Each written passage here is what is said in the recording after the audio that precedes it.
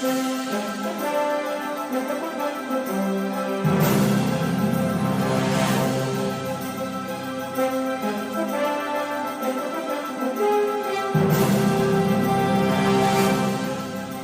hello again and welcome to another episode of the Hyperion Adventures Podcast. I'm Tom. As always, I'm with my gorgeous, wonderful, intelligent, hard-working, Disneyland-loving wife and co-host, Michelle. Thank you, sweetie. Hi, everybody. So good to have you with us. We are recording this episode on Sunday, March 13th, 2022. It's St. Patrick's Day in just a couple days. I know. You believe it? So exciting. Getting ready for the wearing of the green? I am. And I get excited to see all the foodie guides of the different locations at Disney parks have some special St. Patrick's Day food for celebrating. Yeah, I saw one of the pictures of one of them. It was like a corn dog that was, the corn is green around it. It's like... I bet you it's tasty because the corn dogs, are great. But it wasn't like the look of that picture. I'm like, I don't know if that's selling it to me. I know. Some of the desserts, though, looked fabulous. Oh, my gosh. I'm sure of it. So a lot of fun. Hopefully you all will be able to celebrate out there safely and have a good time with St. Patrick's Day. I believe probably your sister who likes to play Irish music at some of the pubs around town. Right. Probably it's a big day for her and the groups that she plays with. Yeah, I'm sure this weekend is hopping weekend too. She plays the accordion and plays it very well. And they're always excited to have her join in because not a lot of people play the accordion, but it's very useful for that music. Yeah.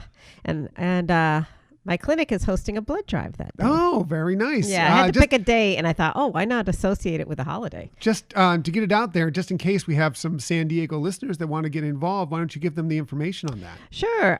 It's located at Kaiser's La Mesa Clinic, and you can actually go down to a link onto the San Diego Blood Bank website and schedule a time. They have it listed separately. You can go in and see all the different blood drive events that they're having. So very good. Maybe if you track Michelle down there, maybe we'll send her there with some Hyperion Adventures stickers. And if you track her down there, she'll have a Hyperion Adventures sticker. If you've given blood. Yeah. She's like, no, it's not happening. I'm busy. Leave me alone. You come down here and do with that. I set things up. I let them go. I'm just like Elsa. Wow. If you track her down, maybe she'll have a sticker for us. Maybe. We'll see. Definitely it's worth it to make an effort. Yeah, the San Diego Blood Bank is really generous with giving some goodies. So definitely. For sure. And I know that just not that long ago, the blood bank was really in desperate need. Yeah, they still are really. They usually are. Yeah. But that was really bad not that long ago. Right. Yeah. So. They sought me out. So. There you go. Yeah. So that'd be awesome. So definitely check that out if you are in the San Diego area. And if you're not, just go check by your local blood bank. It's always good to give blood. It's always a necessary thing. So thank you. Thank you for joining us today. In the future, you can find us most everywhere you get podcasts. However, the very best place to find us is on our own website, HyperionAdventurespodcast.com. And while you're there, we would love for you to sign up for our newsletter. Please sign up for the newsletter. Just another way to be involved in the Hyperion Adventures podcast world. We give a lot of our information out there early, sometimes ask for your input there. Sometimes just there. Right. Other times it's just before everybody else. But again, it's just another way to kind of be involved in the show. Yeah, some pearls. Yes, some pearls. Michelle usually has the pearls. I have the sand. You're funny. Another great way to be involved with us is on social media. Please find us on Twitter at Hyperion Podcast, Facebook, Instagram, and Pinterest. Michelle was doing Pinterest this week at Hyperion Adventures Podcast. If you are on Facebook, come on over and join us for some good, positive Disney energy fun on our Hyperion Adventurers Facebook group. Yeah, it's a wonderful group that really just shares some great things happening or fun things happening in their life and cheering each other on. And if you're not already part of that group, we really want to invite you to be there because it's really fun. Yeah, a lot of great stuff going out there. I saw like Jonathan put out there that he had our mug and he was listening to our show on the weekend. And Tony, the Disney dad, I think we mentioned last week how he and his surprised his boys with a trip out to Disney, to Walt Disney World, especially to Galaxy's Edge. And he shared some pictures and how much fun they had there. So love following along on everybody's adventures on the Hyperion Adventurers Facebook group. Right. And you can actually learn some things from time to time there. You never know. Yes. Also, you can find us on YouTube. If you want to check us out there, just do a quick search for Hyperion Adventures Podcast. Hit subscribe. You'll know whenever we have a new video. And if you ever want to contact us for any reason, please hit us up on our Gmail account, HyperionAdventuresPodcast@gmail.com. And if you ever have any questions about any of the information we're providing in the episodes, or just want to say hi, we love to hear from you. Yeah, for whatever reason, we love getting connections with you through the social media outlets, through our Gmail account, whatever it may be. We just want to interact with you as much as possible. Now, if you would like to support this show in a monetary way and get some cool stuff out of it at the same time, there's a couple ways you can do that. One is through our Spreadshirt shop. If you want to find us there, you can go through our Linktree account, which is on all our social media channels. But you can also just go to spreadshirt.com and just do a search for Hyperion Adventures Podcast. And our gear will come up, all sorts of different logos on all types of different gear, different colors, all different sizes, all sorts of fun stuff there. And that's a way to kind of maybe help us out a little bit with some of our podcast costs, but also get some great stuff. Yeah, and we appreciate those of you who have already made some purchases. Thank you so much. Yeah, we really appreciate that very much. And we really appreciate our Patreon members. Yes.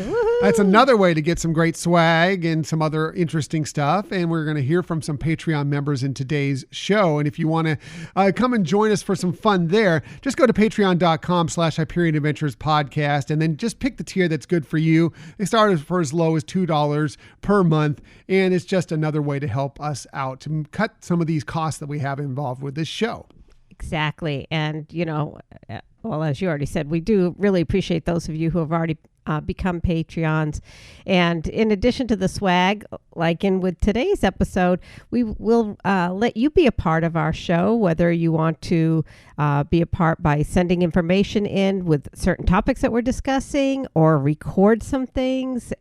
So joining the Patreon group has some perks to it. Definitely. So please go check that out if you have some interest in kind of helping us out that way and being more involved in the show. We've got a lot of stuff. Michelle's planning stuff all the time. She shoots things by me. How about this? How about that? How about this? All for it. Soon we're going to get more of the Patreon members on the show as we have today. Now, before we get into this week's show, we always like to kind of take a look back at the week that was. And I know, again, the last few weeks have been a little bit tricky. They've been a little bit troubling. There's a lot of tough stuff going on out there. But we find that there are always those glimmers of wonderfulness. That's a word, isn't it? Yes. That comes out every single week. And we like to point those things out to kind of lift our spirits, have some positivity, more positivity in the world, we always feel is a great thing. And so we like to share our favorite thing from the week that was. And when we do this, we always start with Michelle. One, because she's wonderful, awesome, all things great in the world. She sets up the best blood drives.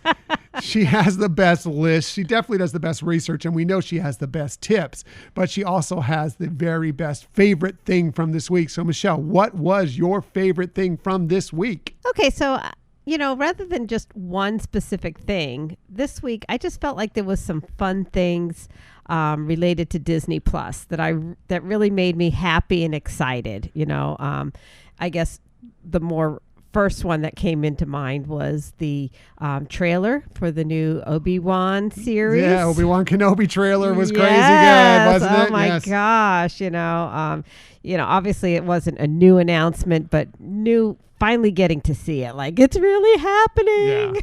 Yeah. If you noticed on social media, I put a few things out there. I was a wreck. I was a wreck when it was announced, the D23 Expo in 2019. And then even when it just started, I didn't even need to see a scene. Just it building up just ruined me. I can't, I'm so excited for this. Yeah. So it was fun. It was fun waiting, anticipating for it I guess I should say for me to see it, since I couldn't see it till that evening.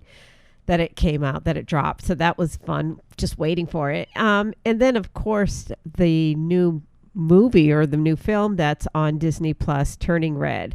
And, I had pretty good hopes. We saw good reviews were coming out about it, and it delivered. So it was really fun watching that. Can't wait to go through it again. We were last night watching kind of the backstory or documentary about it. So kind of want to go back and watch it again with that information in my brain now. But those were fun things that just made the week special or happy. Yeah, really love Turning Red. I thought it was an adorable, a wonderful coming of age movie, a wonderful, showcase of, how you should embrace the things that make you different, that make you, maybe some people would say, a little weird, and well, that fits me to a T. So I think that's why I loved it. But I just thought we celebrate the things that make you normal. That's true. It's very few of those. It's very few. But yeah, I thought it was great. And Fort Town Forever. That's all I gotta say. Fort Town Forever. I just love that they're, embracing the 90s again too. And it actually kind of inspired me for another episode that I think we can do in the future. Right. 90s, early 2000s. I think right. that was supposed to technically have taken place in the early 2000s, both, but there's a little bit of a carryover there. But yeah, bit of both. You're right. But that was a lot of fun. So, yeah. What about you? Well, my favorite thing from this week was actually going to be those things you talked about just a little bit ago, but then something came across from a text this morning that I can't talk about yet, which is really my favorite thing of this week. But I agree with you. The Obi-Wan Kenobi trailer was definitely my favorite thing from this week. As I told you, it wrecked me just going into it, knowing it's happening, knowing that we're going to see Ewan McGregor as Obi-Wan Kenobi again is so special to me because I think he did such a great job with that role in the prequels. I think he's fantastic anyway. And then you see the trailer and it looks fantastic. Yeah. I mean, it really looks great. It's a short trailer, but it's really, really good. I cannot wait for May 25th in the series to debut. I'm so excited for it. I know. That'll be an awesome special day. Yes. I'm very, very excited. So, yeah. We did get my favorite thing from this week from one of our listeners. Mm-hmm. And so I wanted to put that out there as well. And this is from Scott in Minnesota. And this is actually something that I think maybe you've already seen somewhere along social media or whatever, but I think it's brilliant, and I think we need to touch on it because #RealMenLoveFrozen. He said, "This is my favorite thing from this week: a Ukrainian girl singing 'Let It Go' in a shelter." He did also add the #RealMenLoveFrozen. Отпусти и забудь, что прошло уже не вернуть. Отпусти и забудь, новый день он кажет путь. Не боюсь ничего уже, пусть бы шум ничто, холод всегда мне был по душе, а я иду все выше, на ледяную власть, и страха не вернувшись, меня уж не догнать. Пора узнать, что я могу, на помощь призову к себе. Во льдах навечно отпусти и забудь, что прошло уже не вернуть. Отпусти и забудь, новый день он кажет путь. Браво, браво! Умница! I agree. Bravo. That is wonderful. And from what we understand, that little girl did get out of the Ukraine. They crossed the border into Poland. So it just, the scenes out of the Ukraine right now can be heartbreaking. Right. But just to show that there's a little bit of light there for some of these people. And that was just wonderful. Right. Just the humanity coming through, of everybody involved. But like you said, like with all of us, you have really tough times and ours aren't comparing to what they are going through. And every once in a while, just to have that resilience, you need a little light. And, that brought light to a lot of people. Mm-hmm. And just a reminder out there that there are people on both sides that are involved in this thing that are just people like you and I. Right. You know, they're regular people. They're not the ones making these decisions. Right. There's people way up higher that are doing the bad things in the world that will never go into some of these situations that these people are having to deal with on a day-by-day basis. So Right. people are people. People are wonderful. And just hoping that everybody out there is safe. And by the way, hug your loved ones, you know, because you just never know what's going to come. You know, obviously nothing as horrible as what's going on in the Ukraine right now, but you just never know what could happen on a day-by-day basis. Sure. So exactly. anyway, not to bring it down, I but know. I thought that was a really touching and That wonderful is. moment. That is great. Yeah. As for this week's show now, we have lots of stuff for you this week. First of all, we are going to break down the second round of our Disney Songs Madness bracket. So get your brackets out and get those ready to go because we'll see which songs are advancing into the Sweet 16 this week. And as that progresses on, and hopefully you put your bracket out there and you're playing along, because remember, we have that great gift pack to give to somebody who gets the most correct. And you get double points. The points go up for each round. So if you made it to the Sweet 16, that's more points. Yeah. So, nice. We also have some stories for you this week. We received a little look into the new shows that will be debuting this summer aboard Disney Cruise Line's newest ship. Look really cool. We'll share that with you.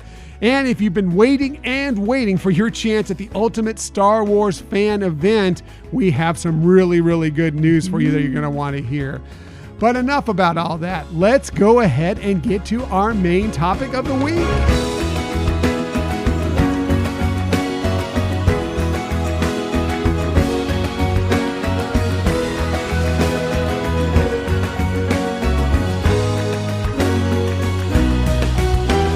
So, Michelle, you know, we've been lucky enough over the last couple years to see Disneyland evolve in its phases. We saw it close due to the pandemic. Right. We got back like in the first weekend it reopened. Oh, that's right. Yeah. Got to check it all out. Got to see the new lands when they're opened. So sometimes we forget how different it may have become over the last few years. So we thought maybe this would be a good time to bring someone on who just experienced that for the first time recently. Right, exactly. And, you know, getting a different perspective, like you said, we've been going to things and seeing them as they're evolving. But for somebody who hasn't maybe been to the park since the pandemic and the closure there, they may have missed a lot of the new things that have happened. And so it'd be great to hear how that really feels. Right. Plus, we wanted to see this kind of through the eyes of a younger person's viewpoint. Right. So we were excited to bring upon, he's been on the show before a few times when we've brought our family on for various different episodes. Right. But we're very excited to bring on our cousin, Josh May, on the show. Josh, welcome back to the Hyperion Adventures podcast. Hello. Happy to be here, yeah. So good to have you join us today. We can't wait to talk with you about Disneyland because I think we had a great time together here. It's been 2 months now since we were together, but we had a blast. I hope you had fun. Yeah, I had a great time. Like, I saw a lot of great new things. And we're excited to hear about that. You know, and to give some of our listeners a little bit of background, you and your family actually used to go to Disneyland pretty frequently before the pandemic, right? Yeah, before we had like an annual pass, so, like we'd visit there like maybe like every few weeks, maybe like every few months. Right, so like, we always got to visit and like see the new things. But after like COVID, like we didn't get an annual pass anymore, so we didn't really get to experience it. So you kind of get to experience a lot all at once. And we're really anxious to hear about your experiences with the new lands, for example. But before we actually get into that, you were able to stay at Disney's Grand California Resort. And how did you feel about that? What were your thoughts? Well, I love the hotel because like especially like the design, like it was beautiful. Like the lobby was like very clean and like it was just like a grand scale, like that really like made you feel like you're in like such a great hotel. Nice. And being so close to the park had to be nice as well, just to be there right next door, being able to walk basically through your own entrance at the Disney California Adventure Park, right? Oh yeah, it was great. Like the setting, because like you just had California Adventure was just like great out of the lobby, and out of your window you could just see a lot of the attractions. So yeah. Wow, that's got to be a lot of Yeah. fun, especially. And we love that hotel. I mean, we don't get to stay there very often, but when we do, it's really, really nice. Yeah. So, all right, let's go ahead and talk about the parks now. And, before we talk about the specifics, what was it like to you? What was your feeling when you first kind of walked into the parks for the first time after being away for a couple years, and especially after the pandemic and everything? Well, like when I first entered, I was very excited because like I was so eager to see all the new things, like all the new lands, and also just like to come back to like some old experiences because like I had a lot of good memories. So do you feel like it was really kind of an emotional experience, or were you just so excited and ready to hit the road and see things? I was just mostly excited because I'm the emotional one here. Come on. So, as we mentioned, it's your first time getting to see some of the new lands. And so let's start with Galaxy's Edge. So what was your initial thoughts when you first went into that new land? well, Galaxy's Edge was just amazing because it was such like a grand experience because like it like told this completely unique story. Like, and you're in this like planet with like the Resistance like controlling like one area and like the First Order controlling another. So it's like great to see like all like the little details, like the design was put into like the city, like the town you're in, Right. and like all like the little like shops and like areas, like even the water fountain was like themed. That's true. And you're a big Star Wars fan, right? So this was big Yeah. for you. Yeah, like I appreciated like a lot of the fan service that went into the land. Yeah. Right. Right. And we had plans originally, right as the pandemic struck, like we were going to be going with Josh and the rest of his family. We had it all planned out, had a weekend ready to go, and then everything shut down. Right. So, 2 years wait almost to get there. That had to be a great feeling for you, right, Josh? Yeah, it was because it's like 2 years in the making. So Right. I was just so happy to finally be at Galaxy's Edge. All right. So still in that mode there, a lot of iconic scenes in Disney movies revolve around being in like a bar or cantina. What did you think about your first experience at Olga's Cantina, like being a part of something that you're used to watching on the big screen? It was great because all of Galaxy's Edge is like really immersive and interactive, but like the cantina was a great display of that because like I just appreciated like all the details behind the bar, and like the drinks are pretty good as well. What did you order for a drink? Do you remember? Like it was like called like Blurred Fire or something. Oh, Yeah, that was cool. that was pretty tasty. Good. Like my favorite part was definitely DJ Rex. That's right. He keeps it moving in there. Yeah. So, what were obviously you've talked a lot about going into Black Spire Outpost, into Galaxy's Edge and checking it out and how immersive it is and everything. But honestly, the icon of that land is seeing the Millennium Falcon. What was it like for you seeing the Millennium Falcon there for the first time? That was just so cool because like the land is like one big fan service, the Star Wars fans, but like just seeing the Millennium Falcon was just a much greater version of that because it was like so like big and like so like detailed, like every little bit of the Millennium Falcon like had some wires or like engine parts. Right. It was really cool like seeing it. It's exactly what you would expect if you were to see the fastest hunk of junk in the galaxy, right? Yeah, I really appreciated that. Yeah, and you got to fly it too. So how was your first experience on Smuggler's Run flying the Falcon? Yeah, I especially like at theme parks love game ones like Midway Mania. So like I love the new take on it where like everyone had like their own roles and like Right. the story where you had to like get like some like shipping containers or something. Yeah. Right. So yeah, That's cool. I love like all like the different like jobs and like all of the different things you had to do, and it was chaotic but fun. That's a perfect description of it right there. Yeah, for sure. Quite an adrenaline rush all at once. Yeah, Well, obviously Rise of the Resistance is the big ride in that, or big attraction in that land. And it's so different. I want to say out of this world, but that would be kind of like a pun, right? But it is really. Yeah. How did it rate for you? well, Rise of Resistance is definitely like, if not the best, one of the best attractions at Disneyland because it's not like a game or like a roller coaster or anything like that. It's just an experience. It's like an event, because you have all these different like parts of it, like all these different aspects of the story that just like really like tell like a really exciting and thrilling tale. And you got to check it out a couple times, right? You went in once with using Lightning Lane, and then you guys went back and got in the queue for it and went for a second time, correct? Yeah, we waited like only like 30 minutes for it. It was definitely worth it. So you got to see a little bit of the queue too, and so you're not just that the cuts that the lightning lane gives you. You don't get to see everything, but when you go through that queue, you get to see some of the boards that kind of show like the galaxy maps and some of the equipment and everything, some of the blasters and thermal detonators and stuff. And that had to be kind of cool too. Just check that out. Yeah, I really like the queues for Rise of Resistance, but like Smuggler's Run queue was probably better because it had like more details into it. So yeah. Right. Yeah. Like that. I can see what you're saying. I tend to agree with you that when you're in the queue for Smuggler's Run, you're actually kind of really watching a lot of different things going on. Mm-hmm. You're hearing a lot of things happening. So it is a lot more, I don't want to say interactive, but it brings more to your senses. Mm-hmm. I can see that. Mm-hmm. Plus, you got those great views of the Falcon from the windows there as you're going through, too. Yeah, that was also a pretty cool part of the queue. Yeah.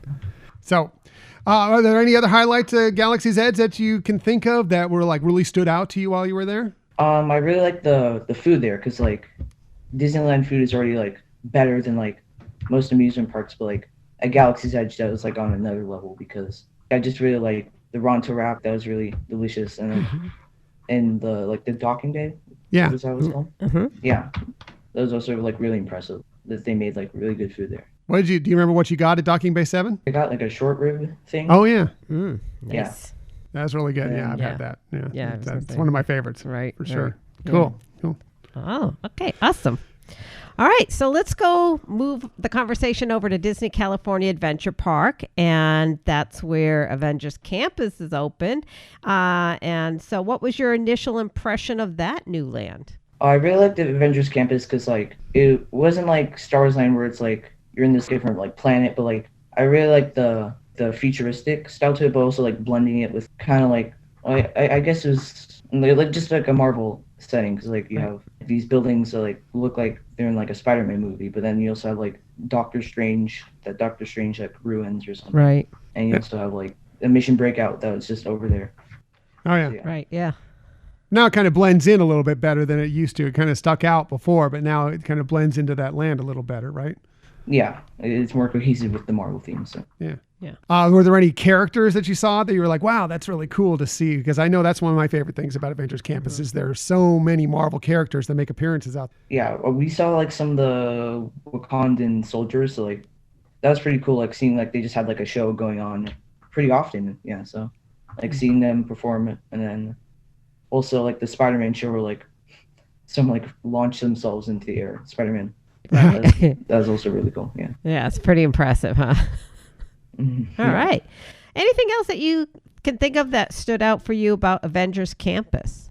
Well, the Web Slingers was obviously a great addition because it's not that similar to Midway Mania because, well, it is like another game right attraction. Like it's still different, like how like you shoot the robots there, the spider bots or something like that. Right. Yeah. So. I like the technology that was put into it, and then also the different theme to it. You're not like in a carnival game like Midway Mania. Like, right. You're actually like fighting these spider bots. So yeah, right. I like that as well. Do you feel like the graphics were pretty good, and how you were able to, like in the pre-show where it looks like Peter Parker's right there in front of you and everything? Yeah, the technology was definitely much better than like most amusement parks. It like feels like much more real and much more interactive. So right, yeah. Awesome. Right, yeah. How'd you do? Did you beat most of your family, or and Michelle always beats me? So in Web Slingers. I can't remember, but I think I was like somewhere towards like the middle. So yeah. Nice. Did you feel like? I mean, it's a rush, right? Did you feel a little worn out there for a second? Yeah, it felt also very chaotic. Like Smuggler's Run, where like there's like thousands of like spider bots at the end. It's very overwhelming but very fun. Yeah, cool. I know it's all to me. I always find like it's hard to even really pay attention to what they're saying. It's just like just shoot. Yeah. Did you try any of the food over there from Pim's Test Kitchen or the shawarma or anything? Unfortunately, I don't think we did get to test those, but next time. But Yeah, we did eat that at the Lamplight Lounge, which is pretty good. Oh yeah, Yeah. that's right. We all had brunch Right. together at the Lamplight Lounge. That was a lot of fun. Yeah. What was your drink there? It looked pretty cool. I had some. It was like a drink with like dry ice or something. That's all I really remember about it. But That's right. It was all bubbling and steamy and Right. stuff. Yeah. yeah, that was pretty cool. Yeah. So, are there anything else? Like, what maybe is your top 3 things, if you have a list of your 3 favorite things that you experienced getting to go back to Disneyland, Disney California Adventure Park?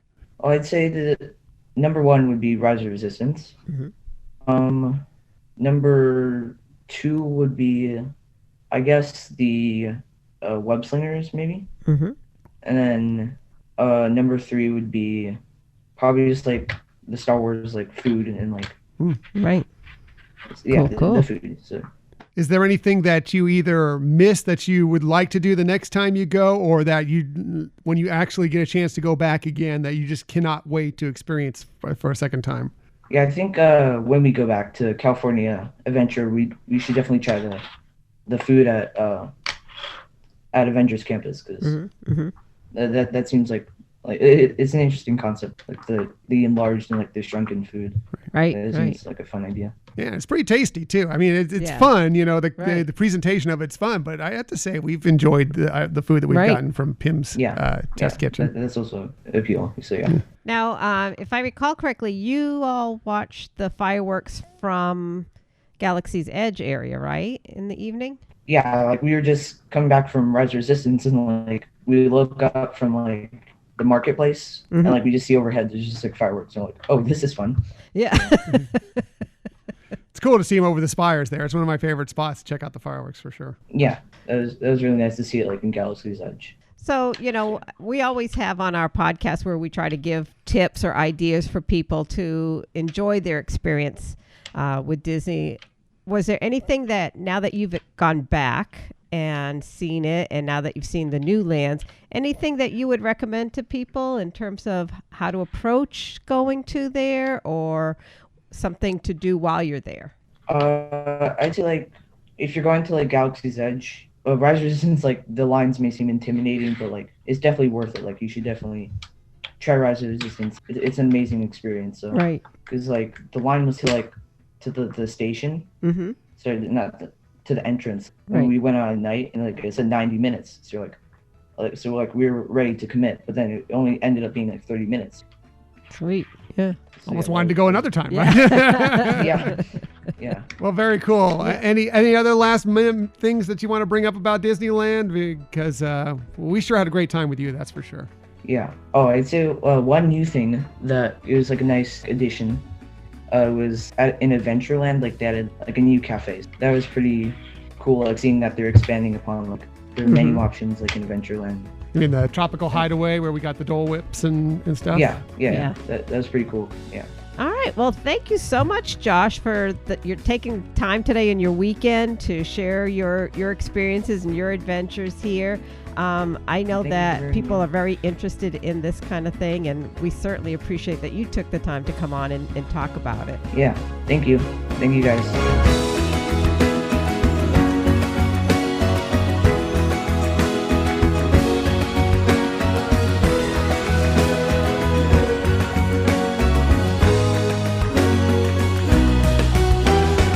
So thanks again to Josh giving us that look through a Yeah. teenager's eyes of kind of, the things that we've experienced at Disneyland, seen emerge through the last couple of years, see the changes that have taken place. It's kind of good, always good to see somebody's viewpoint on things that maybe you've gotten kind of accustomed to. Right. Yeah. And, it's such a unique experience that the world went through to have, somebody, like he said, that their family would go pretty regularly, just stop for like almost 2 years before Right. going back, and then being able to see through his eyes the fun of these new things that are offered. Yeah, these new lands like Star Wars Galaxy's Edge and Right. Avengers Campus, and just all the new experiences and just the differences that take place. And Yeah. again, it's always good to remember some of those things, especially as people who have been lucky enough to be there regularly and visit these things. We take it for granted sometimes. That's true. So that was kind of a magical moment, a magical memory from one of our family members, but we also wanted to reach out to get some Disney magical moments from some of our Patreon members. And they sent us a couple things that I think you're really going to like out there that are really fun. You know, we're all about Disney magical moments on this show. Right. So let's go ahead and go through a couple of Disney magical memories from some of our Patreon members. And I'm going to start with Jonathan, Camille, and Lorelei, who sent this in to us. They said, cast members are one of the most magical parts of Disney. We have had many magical interactions with cast members, but the one that stands out far above the rest is the connection we made with one of the photographers at Disneyland. We met Debbie during Lorelei's first birthday trip. The first time Debbie took our pictures, she really connected with Lorelei and got the biggest smiles out of her. Debbie shared with us that she used to be a special education teacher, which explains why she was so amazing with Lorelei. We ran into Debbie again when we took pictures with Santa at the Redwood Trail. Once again, Debbie got the best smiles out of Lorelei and captured the best photos of our family. After that trip, we kept in touch with Debbie, and she would make it a priority to meet up with us every time we were in the parks. We've developed a great friendship over the years, and when she moved up to our area last year, we have continued our friendship and get together regularly. What a magical connection that all started with Disney. What a wonderful story. Wow, it sure is. Yeah. I mean, they're right with their start of saying the Disney cast members are pretty special and create the magic. But it's just wonderful when the guests and the cast members, you know, can have those experiences and moments, whether they move on to friendships, you know, that are more long-standing, or just, you know, understand that they are so important to the guest at that moment that they made an impression with them. It's just such a special situation. Yeah, for sure. And I know that we've had a couple of interactions like that. I mean, there was one time, and I don't think she works with Disney anymore, but there was a cast member that used to work on Mater's Junkyard Jamboree that would notice when we would show up with Scott, and would recognize us every time and always say hi, and you know, and want to talk with us and everything, and wanted to give Scott stickers and stuff. So you know, it's wonderful when you can make those connections. And, you know, again, the Disney cast members always bring the magic, as you said, Michelle. Yeah, definitely. So, very cool. The other one we received, the Disney magical memories, was from Tony, the Disney dad, who we mentioned earlier. Just got back from a wonderful Walt Disney World trip with his two sons, Sparrow and Stitch. He said this: picture it, Orlando, Florida, February 26th, 2015. It's my birthday and we go to Hollywood Studios. I get the first reservation we can for Hollywood and Vine 6 months prior to ensure we are in the park to get a coveted spot in the Jedi Training Academy for Stitch and Sparrow. That's so cool. I wish they still had the Jedi Training Academy running. He went on to say, as we arrived, we realized quickly we could be the first family in the park. We got to the turnstiles and my father-in-law starts to race Sparrow to get into the park. Fortunately for Sparrow, kids don't need their fingers scanned, and he was the first guest in the park that day. We have a picture of him smiling ear to ear, knowing he was first. We then make it to Hollywood and Vine, and as we walk in, all the staff clap for us as we are presented with a certificate stating we were the first family to be served that day. How cool. So magical. Yes. We eat breakfast and I was able to get my boys into the training academy. We still talk to this day about being the first in the park. That is amazing. Yeah. How fun. Right. Yeah. Super special moment.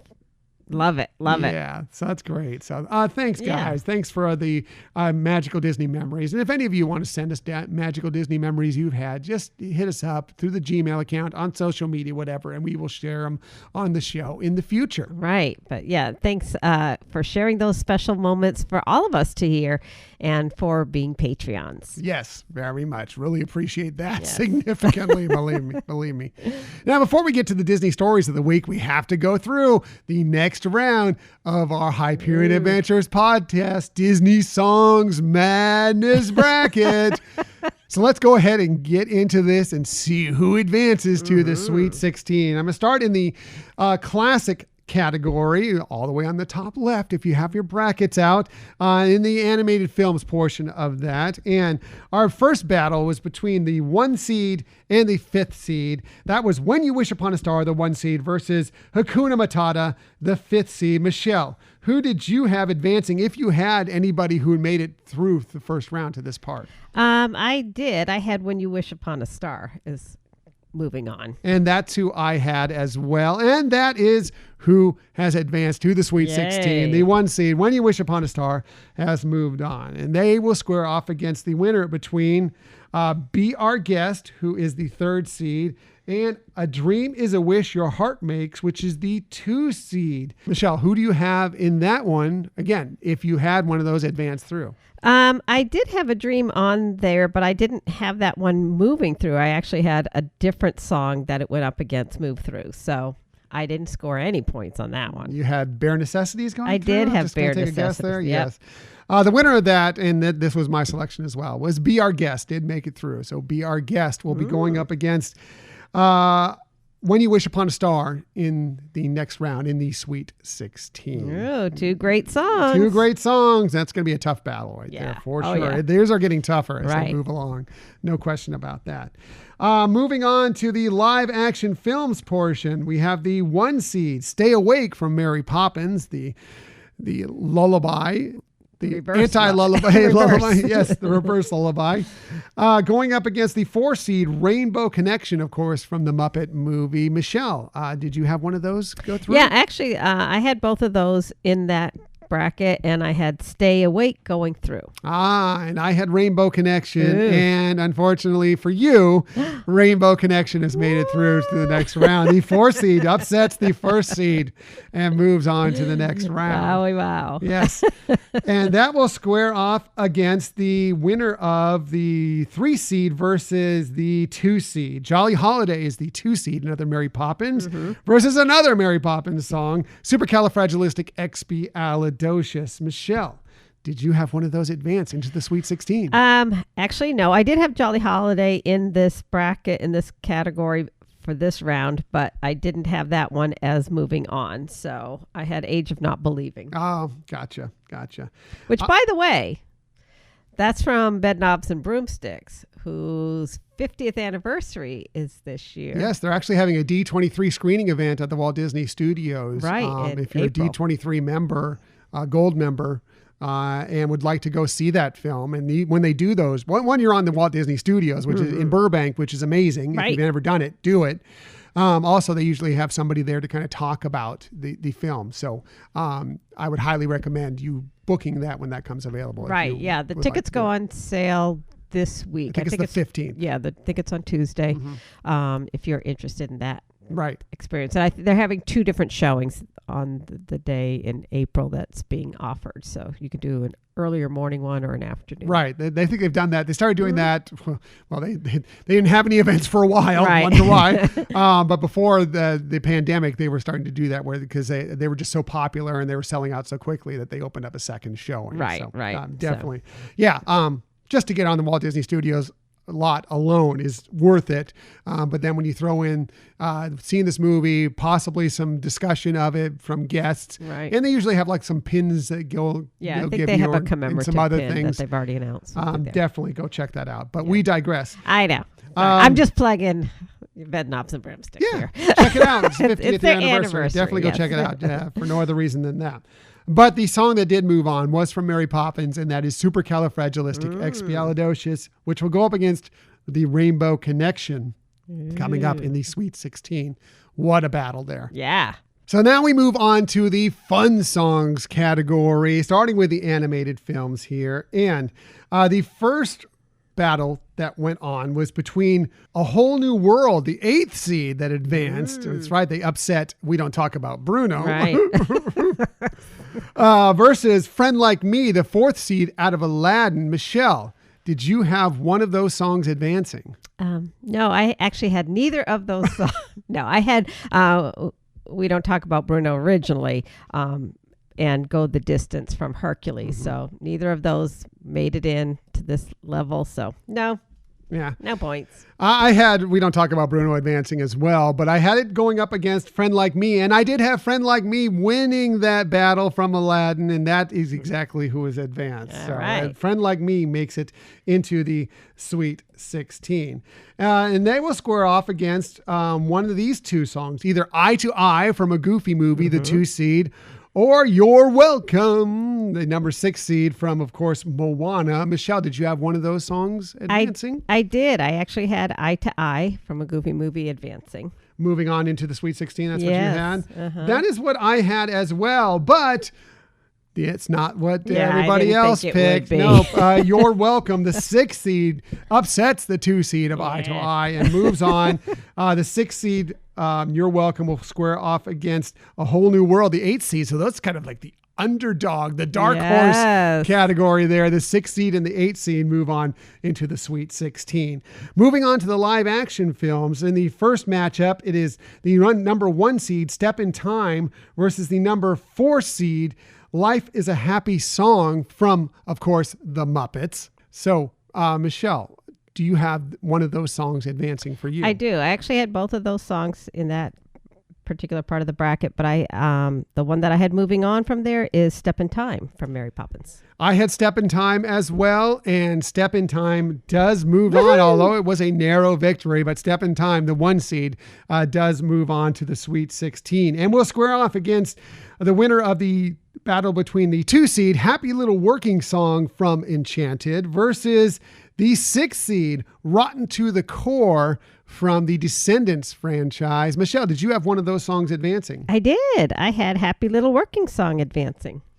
And that is what I had as well, and that is what everybody has chosen. Yay. Happy Little Working Song does advance to the next round, so it'll be the 1 seed, Step in Time, going up against the 2 seed, Happy Little Working Song in the Sweet 16. So Nice. very nice. Now moving over to the East Coast of the bracket, over to the Want songs, and we'll start with a battle that was the 4 seed versus the 8th seed. The 4 seed being Part of Your World from, of course, The Little Mermaid versus the 8 seed, which is Let It Go from #RealMenLoveFrozen. Michelle, did you have one of those songs advancing? I didn't. I did have Part of Your World in this particular slot, but I did not have that advancing. I had Almost There, actually. I think that was a close battle. Almost there, almost got there. But Let It Go did prevail. And I also had both of these songs going in. And of course, as you know, #RealMenLoveFrozen. So I had Let It Go advancing. And that is who ended up advancing. Again, this was an extremely tight battle, but Let It Go did advance. Wow, so good job. Let It Go moves on to the Sweet 16. And we'll square off against one of the winner between the number 2 seed, I See the Light from Tangled, versus the 3 seed, Reflection from Mulan. Michelle, did you have one of those advancing? I did. I had actually both of those songs in this bracket portion, but I did have Reflections as moving on to Sweet 16. Yeah, I had both those songs advancing as well, and I did have I See the Light because also #RealMenLove Tangled moving on, and apparently some others see it that way too because the 2 seed, I See the Light, will go up against the 8 seed, Let It Go in the Sweet 16. It makes sense. And both are very, both songs are all songs are awesome. Right. Yeah. I love Let It Go, but I could argue for any of those songs winning and not feel bad about any of those songs progressing through this because I think those are all brilliant songs. Really wonderful. Yes. I Want songs, every single one of them. So. Right. Moving on to the live action films category, parts of this category, the Want songs category. We had the 1 seed, Strong, from the live action Cinderella movie, going on against the 4 seed, That's How You Know, from of course Enchanted. Michelle, did you have one of those advancing? I did. So I had both of those to select from, and the one that I advanced was the number 1, Strong. Mm-hmm. And I had both of those advancing to this round as well. And I picked That's How You Know from Enchanted because I love that song.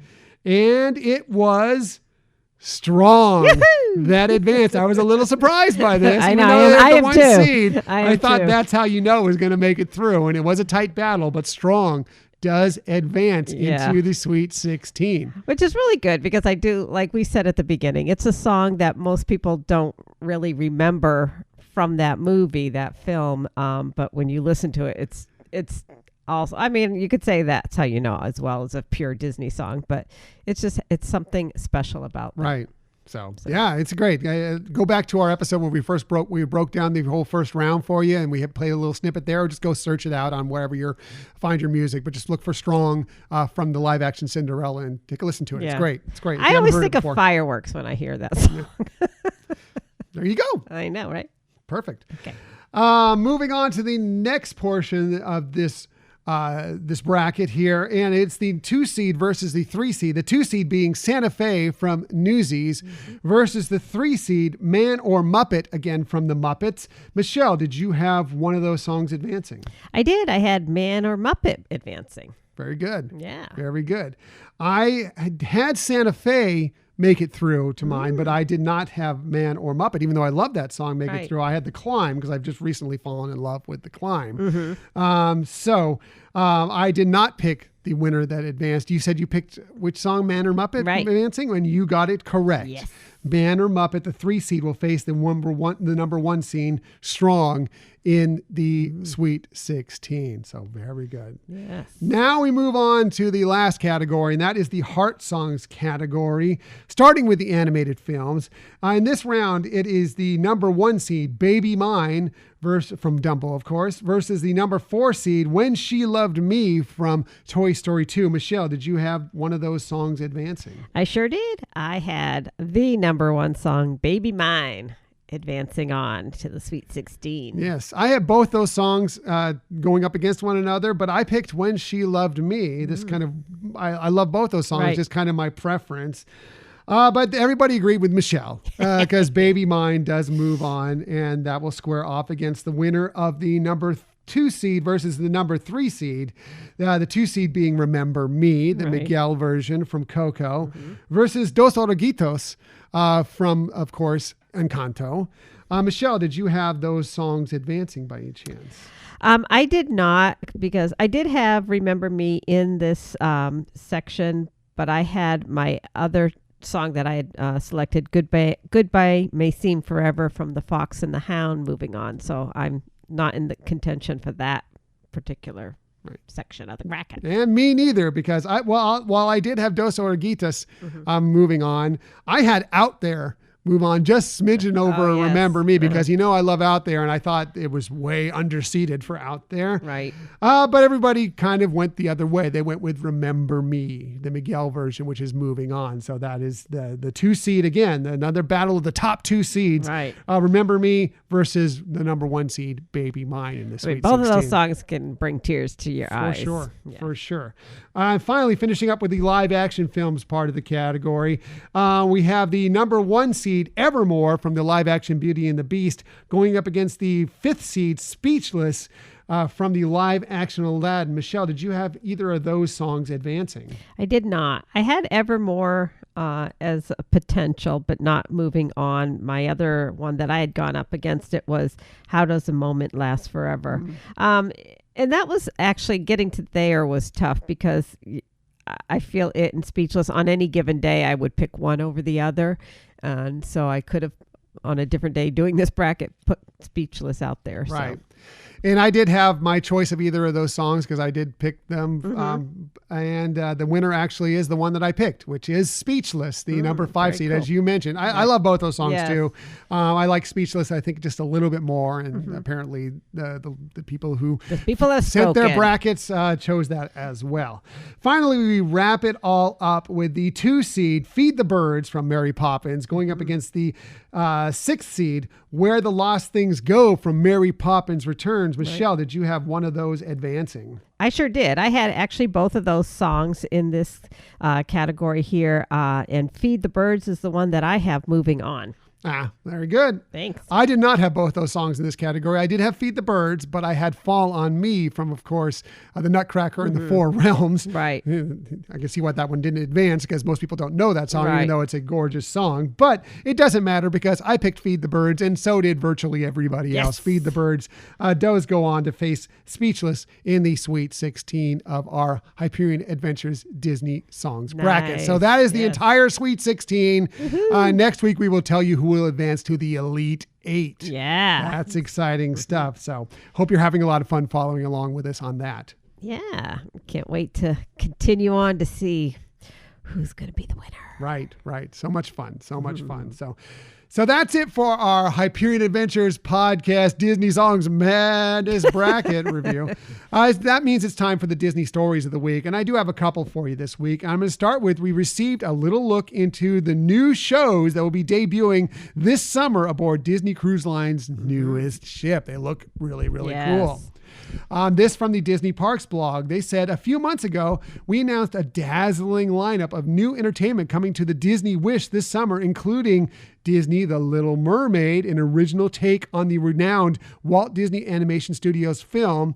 So they shared a few details about this show. They said, the creative minds at Disney Cruise Line have joined forces with a team of top Broadway talent to develop an all-new stage adaptation of the hit Disney film exclusively for the Disney Wish. In this modern-day retelling, audiences will rediscover the iconic scenes, acclaimed music, and beloved characters of the film as a cast of contemporary storytellers put their own spin on the timeless tale. Now, we've seen the touring company of the Broadway version of The Little Mermaid, and we loved it. Oh, yeah.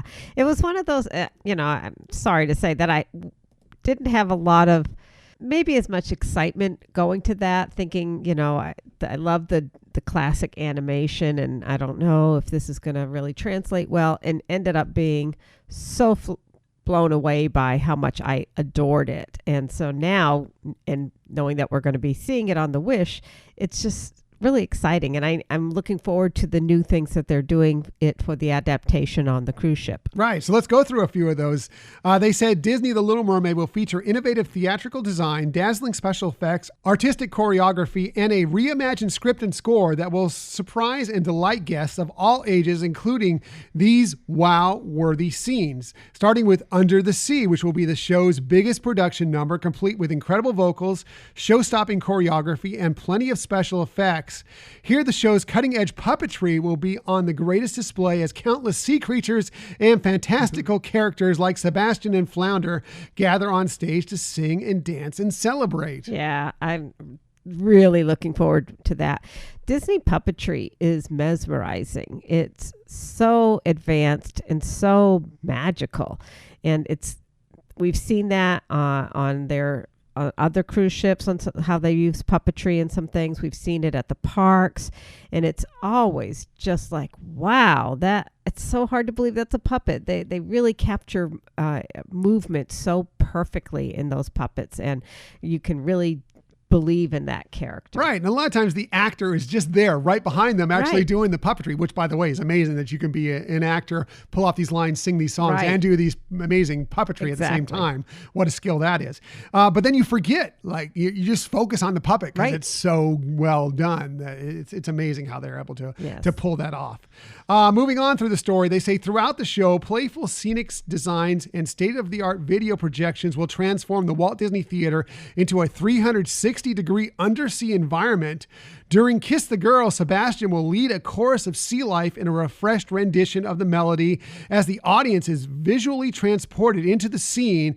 In a new twist exclusive to this show, even though Ariel doesn't have a voice at this point in her story, her inner voice will play an important and meaningful role in the song. That's kind of cool. Yeah, I wonder if that's kind of the... you talk about, kiss the girl, they're kind of saying, just do it, just do it. And that's not necessarily the best thing for this world. It never should have been for this world, but in general. So I wonder if it's going to be Ariel saying, yeah, come on, kiss me or something, like giving permission, allowing it. Possibly, yes. So. For her to have the spell come to fruition that works for her. Right, for sure. So finally, and they say if you tuned into Destination D23 last fall, you may have gotten a sneak peek of the show's spin on Poor Unfortunate Souls. This will be a more soulful take on the classic tune, filled with all of Ursula's confidence and glamour. During this number, her power will manifest in a jaw-dropping moment as she truly becomes larger than life. So that'll be really cool. Yes. I mean, we did watch that, and the vocals were just crazy good. But you definitely get a more in-depth look at that character just by that one song. Right. You know, you really get to see more of what makes her tick compared to the animated movie. Yeah, for sure. So really cool. I'm very excited for that Yeah. show for sure. And speaking of excited for shows, there's another show that they gave some details about as well. We got a sneak peek at this other show on the Disney Wish that I So think fun. was one of the ones that I was really excited about because it's going to be one of the shows that's going to be early on in the cruise. Matter of fact, it's going to be the first day. And usually those first day shows are just kind of like, yeah, it's welcome aboard. It's a show. It's nice. Whatever. You're getting to be on board. But it's never been like a wow to me. This show seems like a wow to me, and I can't wait to experience it. They say after their first day spent exploring the ship, guests will head to the beautiful Walt Disney Theater to see an original musical spectacular called Disney Seas, S-E-A-S, The Adventure. The show will begin with Captain Minnie Mouse handing over the helm to her friend Goofy, leaving him a little could go unsure wrong? about. We've seen him as a train conductor. Right. Anyway, leaving him a little unsure about the responsibility. With the help of some familiar friends, he'll embark on a musical voyage into favorite Disney and Pixar stories on a journey to discover his own inner captain. Anything with Goofy, I'm on board for. Yeah, right? Pun intended there. Exactly.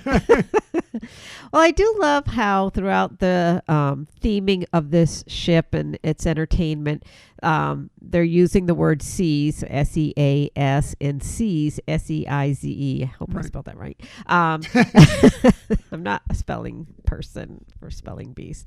But anyways, I like how they interchange the meaning of those words throughout, and I think it's really creative how they do that. I also was really excited to hear how they, like you're saying, how they have Goofy be the one that's being challenged to do this. In a lot of their other stage productions, it's good, but they'll have like a random, like somebody who would be a cast member, Right. and it's nice, it's endearing, but having that connection with Goofy, I think, will bring a little bit more heart than what we've seen in some of the other shows. Yeah, I mean, I think the shows always have heart, but you know, it's great to have this Just a little bit classic more to character, see. especially Yeah. like a character we love so much, like Goofy, for Right. sure. So, the story went on to say, with an impressive roster of beloved characters, a full lineup of renowned Disney songs, and a first of its kind finale, this show is sure to be a sensational way to kick off a Disney vacation. Here are some of the highlights. Early in the adventure, and now if you don't want to know what some of the highlights are going to be, you know, spoiler alert here, you may want to bump it up here like to 3 minutes just to get past this. But they say early in his adventure, Goofy will learn the power of hard work to make a dream come true when he meets Tiana during a lively performance of Almost There from, of course, the Walt Disney Animation Studios, The Princess and the Frog. The show's grand finale will feature a cavalcade of characters joining Captain Minnie and Goofy on stage, but rather than bidding the audience farewell, these favorite Disney friends will lead guests out of the theater into the grand hall for an unforgettable send-off experience unlike anything they've done before on board a Nice, Disney yeah. ship. That sounds really I know. cool. Sounds really exciting. And they say, that's just a small taste of the magic in store during this one-of-a-kind theatrical adventure. Other musical numbers include a high-energy production of Go With the Flow from Finding Nemo the Musical, for those of you who love that show. Of course, that's a Disney's Animal Kingdom park. A powerful medley of Let It Go, oh yay, How Far I'll Go, and Touch the Sky, which is cool. From, of course, Pixar's Brave. Right. So that'll be Elsa, Moana, and Merida out there. Nice. That's really cool. I Yes. don't think we've seen much from Brave on any of these shows that I can think Not of. that I So can that's think of really either, cool. yeah. Yeah. And a bold rendition of Go the Distance with Hercules and a host of heroes from a variety of Disney films. That all sounds wonderful. I cannot wait to experience it. Yeah, it's going to be so spectacular and memorable for sure. Yeah, that's very exciting. Can't wait for the Disney Wish to debut here in just a few months' time. So, I know. Looking forward to it. cool. So cool. Moving on to the next story. If you've been waiting and waiting for your chance at the ultimate Star Wars fan event, well, we have some good news for you. Yes. This from StarWarsCelebration.com. They say, Star Wars Celebration fans, get ready. A limited quantity of tickets are going back on sale this week, March 15th at 9 a.m. Pacific time. Yeah, can't wait. That's so cool. Very exciting. Star Wars Celebration always looks like a blast. We haven't attended ourselves, but we have friends that have. They all say it's so such a wonderful, positive Star Wars event. Just so, there's a lot of stuff that goes out there on social media and everything, Star Wars fans bickering about this and that. But from what we understand, Star Wars Celebration, it's just all positivity all the way through. Right. The super fans who love it. Yes. Right. So if you don't know, Star Wars Celebration is taking place on May 26th through the 29th at Anaheim at the Anaheim Convention Center. So just a hop, skip, and a jump from Disneyland itself. They will be bringing you major announcement, immersive exhibits, and interactive show floor screenings, exclusive merchandise, celebrity guest panels, autograph sessions, fan-inspired activities, costumes, and other surprises, all celebrating all things Star Wars. It just sounds so cool. Yeah. We have some things coming up. We may not be able to make it, but man, I really want to go if we can. Yeah. So, but here's the prices. And again, there's a limited amount of tickets available because they sold tickets when this event was originally going to take place. Some people got those tickets refunded. Some people kept those tickets. Right. So that's why there's a limited amount of tickets out there. So, but here are the ticket packages that are available for you. I'm going to start off with the splurge one. Right. But you get so much for it. You get like early access into all the panels, early access into the show floor, into the convention center itself, a lounge, all sorts of merchandise. It's like a pretty cool package. That's the Jedi Master package. Now that is going to set you back $900 per person if you want to do that. That's for all 4 days. But I have to say, if you look at what they offer there, if you can afford it, it's not a terrible deal. Yeah, it's certainly something that would make it so special for you. Yeah. So and those will go quickly. Believe me, yes. Those will go like if you blink, they'll be gone. And even if you don't blink, they still might be gone. Right. But if you can afford it, if you want to go all out, that's not a bad way to go. The other ones are the 4-day adult pass, which is for all 4 days. It's $195. A little expensive, but not terrible. Yeah. 4-day child pass is $70 for children ages 6 through 12. They must come with an adult, so adult must buy a ticket as well to go along with those. If you want to buy just the individual days, say you can just only make it to Saturday, you can only make it to Sunday or whatever. Those are $75 per day. And individual day child tickets are $35 per day. Again, ages 6 through 12 and must come with an adult. So go onto the Star Wars Celebration website to get all the details. If you want to look into what's all inclusive in that Jedi Master package, it's a long list. I was going to include it here, but it was so long. I'm like, no, you're just going to have to look it up yourself. Yeah. But there's a lot of stuff that's involved in that. But good luck. I hope you can land your tickets because it looks like a phenomenal event. We're going to spend the next few days fretting over it on whether or not to buy tickets because we have some things that may conflict with it. But boy, I really want to go. I know. Right now, we actually have reservations at a vacation club in Orlando for that time frame. So, and we also have reservations at Disneyland at a hotel there for that time frame too. So, we may end up at one or the other or none. Who knows? We'll have to see what happens. And anyway. Oops. Yeah. I guess we're both planning things. Right. If you do end up going and we don't, or even if we do end up going, we'd love to meet up with you there. But if you don't, maybe you would be willing to share your experience at Star Wars Celebration with us. We'll bring you on afterwards as a guest on our show. Yeah, have you give some info. For sure. So that's it for the Disney stories of the week. However, we never leave you without giving you some sort of tip that might help you on your next vacation. When we do this, we always start with Michelle. One, because she's wonderful, awesome, all things great in the world. She does the best research. So she has the best lists, but she definitely has the very best tips. So let's get to it. Here's Michelle's tip of the week. Oh, thanks, sweetie. That's very sweet of you. So my tip has to do with Run Disney because there is a new race coming up pretty soon. If you're not planning to be in the race, you're a spectator, friend, family, or whatever, there are ways that you can really enrich how you have fun with this event as well. So part of it, first of all, is just being along there, seeing all the things going on. But on the actual day of the race, you could take if you're staying on one of the resorts, you could take the bus with the other runners. That's pretty darn early. You may want to just, go on a later bus. A lot of them for most of the early morning races are like at 3 to 4:30 generally.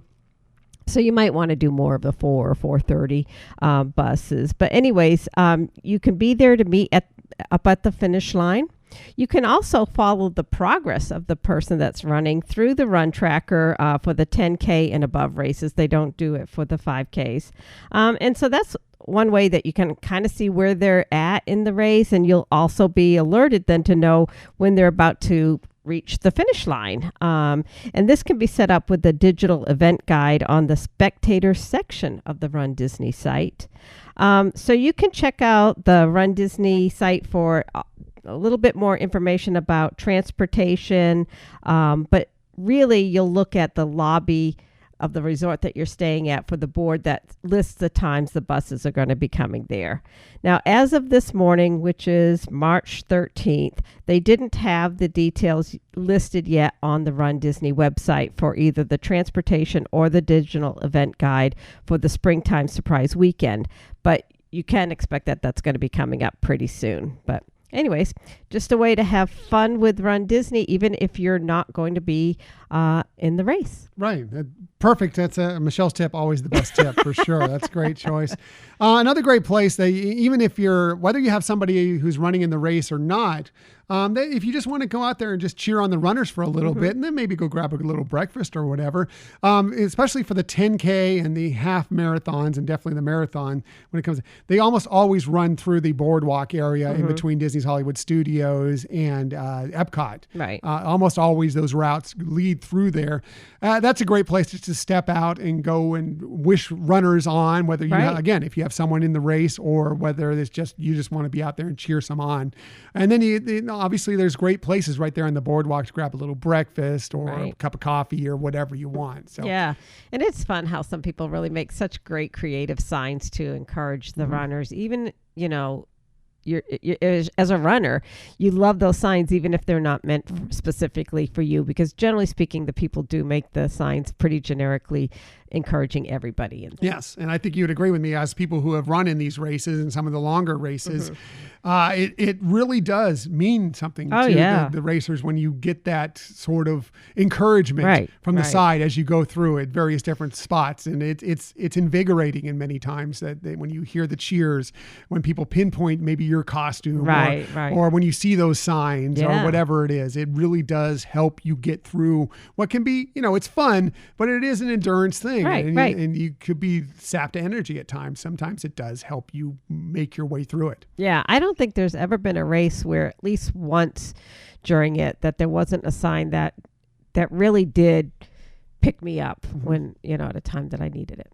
So anyways. Highly recommend it, going out there and just enjoying it, taking in the racers, even if you're not taking part in the race yourself. Exactly. So, very good. Michelle's tip, as I said, always the best tip. My tip really quickly is just going to have to do again with Disney gift cards. I was talking about that a few weeks ago, a couple things and some tips. I think Michelle had one as well as to how you can better use Disney gift cards when you're in the parks. And I'm going to tell you another tip as far as if you have a bunch of Disney gift cards around. We have a few around that we've gotten for various different things. We just got a brand new one. Our anniversary is coming up a week. Actually, this coming Saturday is our wedding anniversary. And my mother sent us a Disney gift card. Thank you, Mom. Really appreciate it for our anniversary. So we have a few of those. And, when you have a few gift cards, it can be a little tricky remembering what's on each one, wanting to carry them all into the parks or whatever. Well, there's a good way to kind of put them all together in one location for you, and that is at DisneyGiftCard.com. You can go there, and if you have a sign in into your My Disney Experience account, you can go there and load all the codes for your various Disney either gift cards or e-gift cards into that location. You load up to 6 at one time or up to $1,000 worth into there. And what you can do is when you go and use these cards, you can check back through this website and see how much money is on each card. You can transfer through that website if you want to keep one card and put more from another gift card onto it to make it easier for you. It's just kind of a better way to keep tabs on what's going on with those gift cards. Yeah, that is an awesome tip, sweetie. Very good tip. Thank you very much. So Top tip. your tip is always the top tip. Always, without fail. So that's it for this week. Next week, where we're going back to our Creating Disney Magic series for the next installment of that. Michelle, tell the listeners what we're going to be covering next week. We're going to be talking about background music, BGM. They call it BGM, throughout the park, and how that really helps enhance your experience at the parks, and some background information about the background. Nice. I think that'll be a very popular episode because people love Disney background music. It's the best. Yeah. So that will be a lot of fun to go over that, and maybe do explore into what's behind some of where the background music is, what's played where, and what those tunes are itself. We may even play a little of that music for you. We'll see.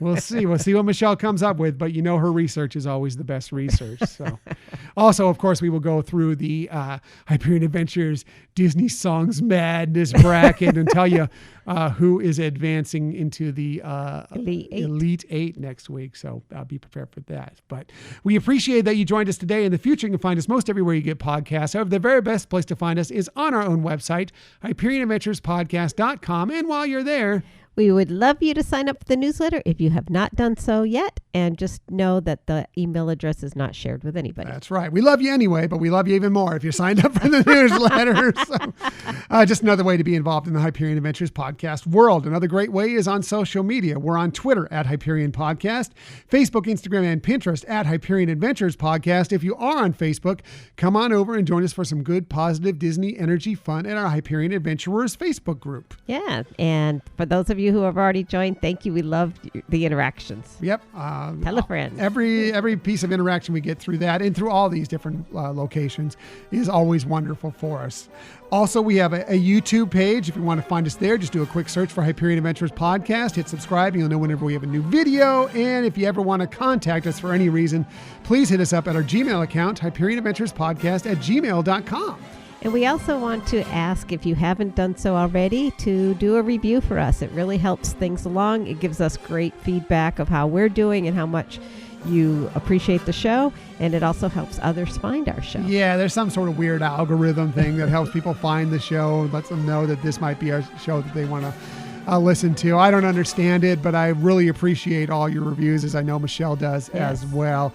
But the easiest way to do it is just tell friends about this show. True. And if you want to get some of our gear and wear that around the parks or in your neighborhood or whatever, that's another great way to support the show as well. Exactly. So, that's it. Thanks for listening to another episode of the Hyperion Adventures podcast. We look forward to sharing some time with you again next week. Until that time, I'm Tom. I'm Michelle. And we hope that you have a magical week.